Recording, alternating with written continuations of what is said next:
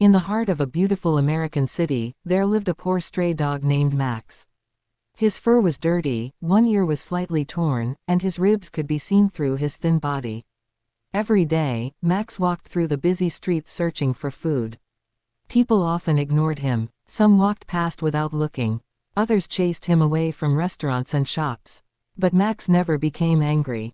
Deep inside, he still believed that one day, someone would show him kindness.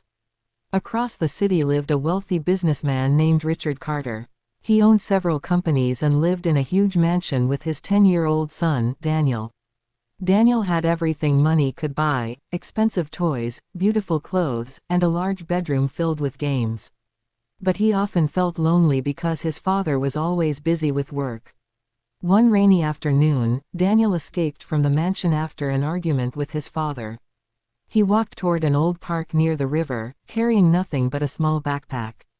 As Daniel sat alone on a bench, he noticed a skinny stray dog hiding under a tree. "Hey, little guy," Daniel whispered. Max slowly came closer. Daniel opened his backpack and took out his sandwich. He broke it in half and gave one piece to Max. The hungry dog ate it quickly. Daniel smiled. "You were hungry too, weren't you?" Max wagged his tail. For the first time in a long time, both the boy and the dog felt less alone. But suddenly, dark clouds covered the sky. Heavy rain began falling. Daniel stood up and decided to return home.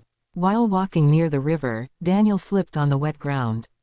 Help! He fell down the muddy riverbank and landed dangerously close to the rushing water. Daniel tried to climb back up, but the ground was too slippery. "Somebody help me." There was nobody nearby. Max heard Daniel's voice. Without thinking, the little dog ran toward him. Max grabbed Daniel's backpack strap with his teeth and pulled with all his strength. Daniel grabbed a tree root. "Come on, Max." The dog pulled harder. But the riverbank suddenly collapsed. Daniel fell into the cold, fast-moving water. Max jumped in after him. The current carried them downstream.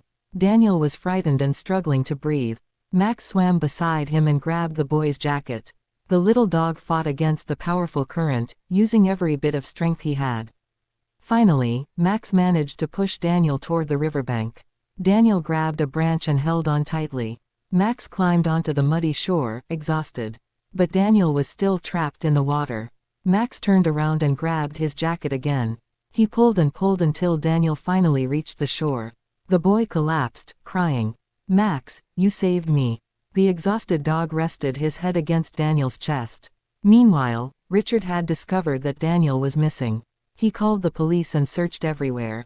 After hours of searching, they finally found Daniel near the river. Richard ran toward his son. "Daniel." The boy hugged his father tightly. Then he pointed toward Max. "Dad, he saved me." Richard looked at the dirty, exhausted dog. For a moment, he couldn't speak. The millionaire knelt beside Max and gently touched his head.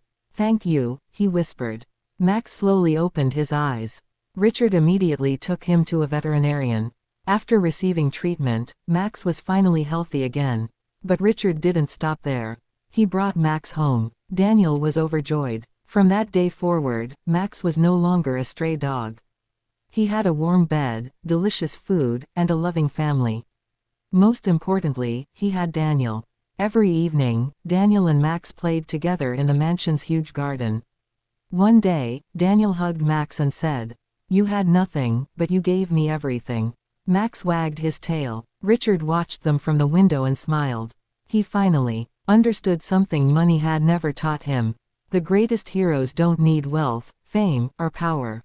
Sometimes, they have nothing but a loyal heart, and that is enough to save a life. And from that day on, the little stray dog who once had nobody became the most loved member of the Carter family.